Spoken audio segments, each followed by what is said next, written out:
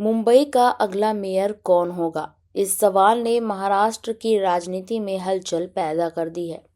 शिंदे गुट की शिवसेना के मेयर पद पर दावा ठोकते ही बीजेपी की मुश्किलें बढ़ती दिख रही हैं। माना जा रहा था कि इस बार मुंबई में बीजेपी का मेयर तय है, लेकिन अब तस्वीर उतनी आसान नहीं रही। मातोश्री में नवनिर्वाचित पार्षदों को संबोधित करते हुए शिवसेना प्रमुख उद्धव ठाकरे ने बीजेपी और डिप्टी सीएम एकनाथ शिंदे पर तीखा हमला बोला। उद्धव ठाकरे ने कहा कि बीजेपी कागजों पर भले ही शिवसेना को खत्म करने का दावा करे, लेकिन जमीन पर वह ऐसा नहीं कर पाई। उन्होंने आरोप लगाया कि बीजेपी ने विश्वासघात के जरिए चुनाव जीता है और मुंबई को गिरवी रखने की कोशिश कर रही है, जिसे मराठी मानूस कभी माफ नहीं करेगा।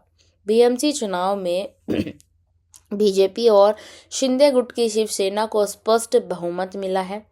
227 सीटों पर वाले सदन में बीजेपी को जो है यहाँ पर 89 सीटें, शिंदे गुट को 29 सीटें मिली हैं।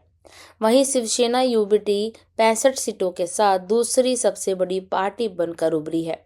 मौजूदा मेयर किशोरी पेडनेकर भी जो है शिवसेना यूबीटी से हैं और उन्होंने चुनाव जीत लिया। मेयर पद को लेकर खींचतान तेज है। शिवसेना यूबीटी ने साफ कहा है कि उनका भी मेयर बन सकता है और यह उनका सपना है, जो ईश्वर की कृपा से जरूर पूरा होगा। साथ ही उद्धव ठाकरे ने चेतावनी दी है कि जो पार्षद एक बार दल बदल कर चुके हैं, वे दोबारा भी ऐसा कर सकते हैं। दूसरी ओर शिंदे गुट ने अपने नवनिर्वाचित पार्षदों को मुंबई के एक लग्जरी होटल में ठहराकर सियासी हलचल और बढ़ा दी है। पार्टी इसे चुनाव के बाद रिफ्रेशमेंट और ओरिएंटेशन बता रही है। डिप्टी सीएम एकनाथ शिंदे ने पार्षदों को बधाई देते हुए कहा कि आने वाले 5 साल के विकास रोड मैप पर उन्हें मार्गदर्शन दिया जाएगा। शिंदे गुट का साफ तर्क है कि सत्ता साझेदारी के तहत वे पहले 2.5 साल का मेयर पद मांगेंगे। उनका कहना है कि बीजेपी अकेले मेयर बनाने की स्थिति में नहीं है, इसलिए पद साझा करना होगा।